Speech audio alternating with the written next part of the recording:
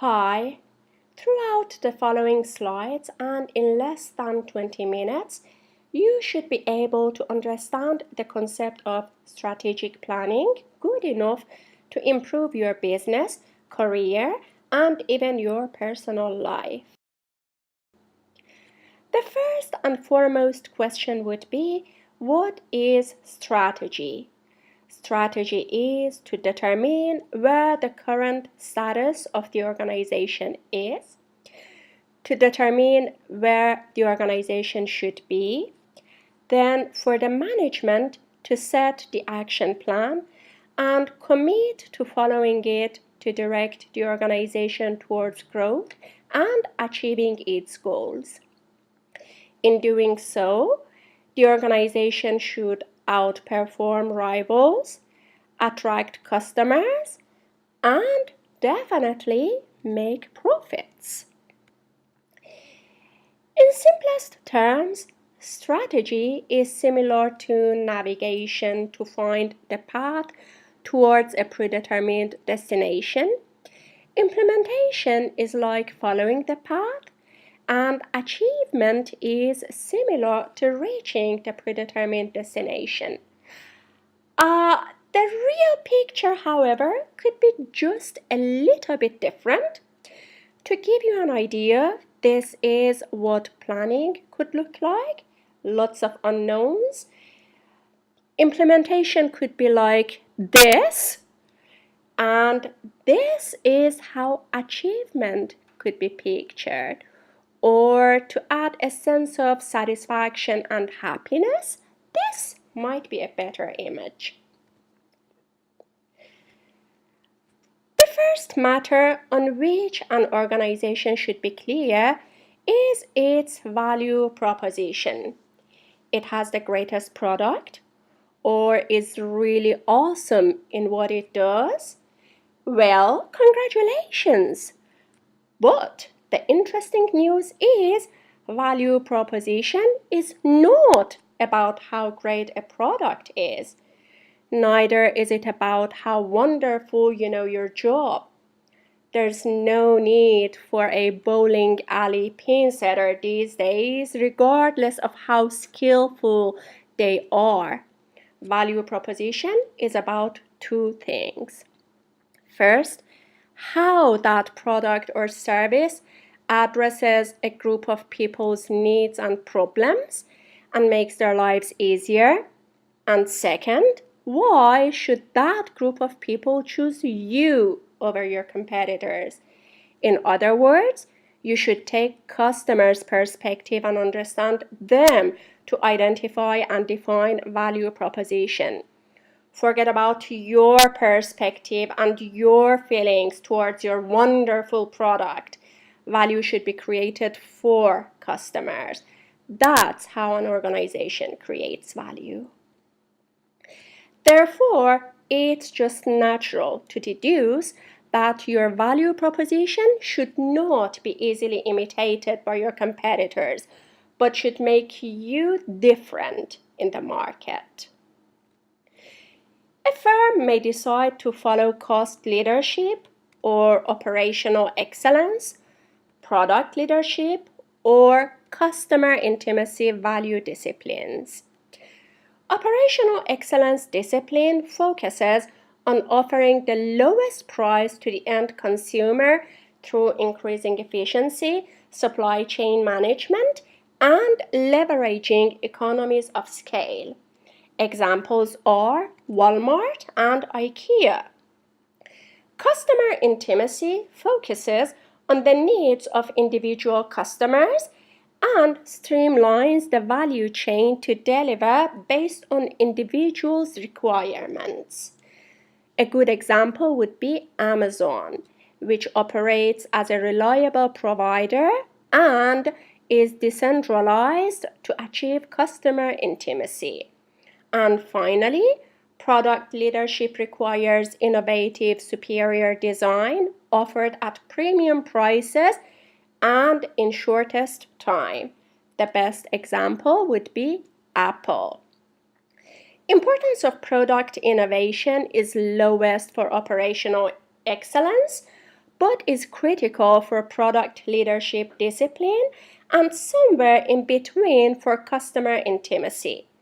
Then products or services will be highly tailored to individual customers for customer intimacy discipline. Now think about these three companies: BMW, Netflix, and Southwest Airlines, and decide what the value discipline for each one of them is. Right. BMW follows product leadership. For Netflix, it would be customer intimacy, and Southwest is the cheapest airline, hence operational excellence. Another question to answer is what the organization's vision and mission are. There's no accurate definition for vision and mission, and there is no formula to articulate vision and mission statements. I personally would like to describe vision as a statement that expresses what inspires you, how you see the future of the organization, and also how you would like to be perceived by the outside world. As for mission statement, I would describe it as your plan to achieve your vision. Again, this is not an accurate science.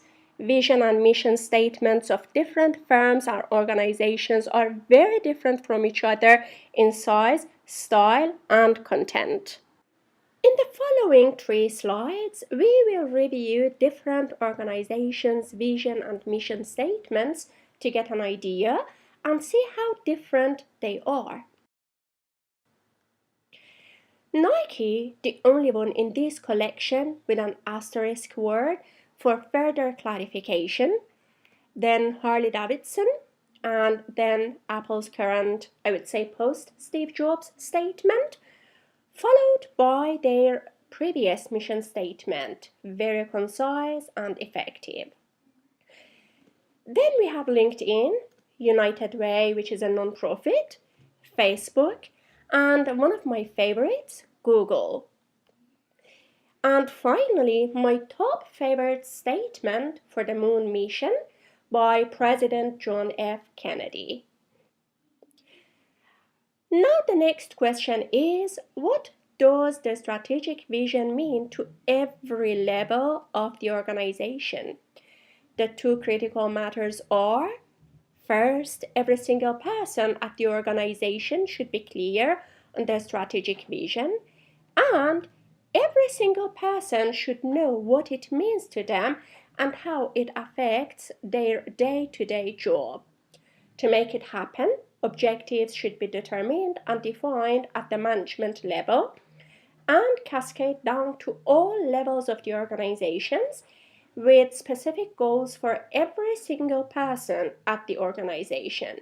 We will go through for details in the following slides. Now, you may have the best strategic vision ever and very well defined goals and all very well communicated with all stakeholders and employees. But if you cannot put the vision into action, it's worth nothing. So next is how to put everything into action, which will be explained in the following slides. Now let's get started with defining goals and devising an action plan to achieve them. A strategic vision can be translated into strategic objectives at the high level, then cascade down to all levels and every single employee. It should be noted that vision is not the same as objective, but just acts like a beacon to determine the overall direction of the organization. Before, we mentioned that it was all about generating value for customers through the identification of their needs and addressing those needs. Then, in doing so, the organization's objectives should also be fulfilled. The first and foremost purpose of any for-profit company is making profits for shareholders and investors. So, financial goals should be determined. Next is the definition of what should be achieved for customers to fulfill our financial targets, which determines customer goals. For example, the number of the customers required to make a specific amount of profit by a specific time. Next, we need to build the best internal business processes apt to achieve our goals. Another very important aspect would be employees and therefore their growth and learning.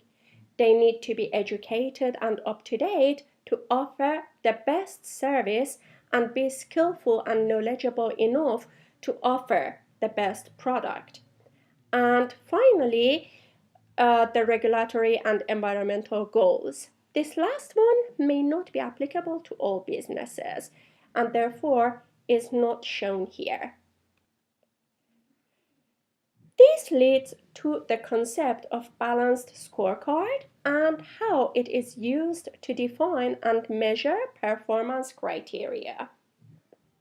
Objectives are determined in the four categories of financial, customers, internal business processes, as well as learning and growth.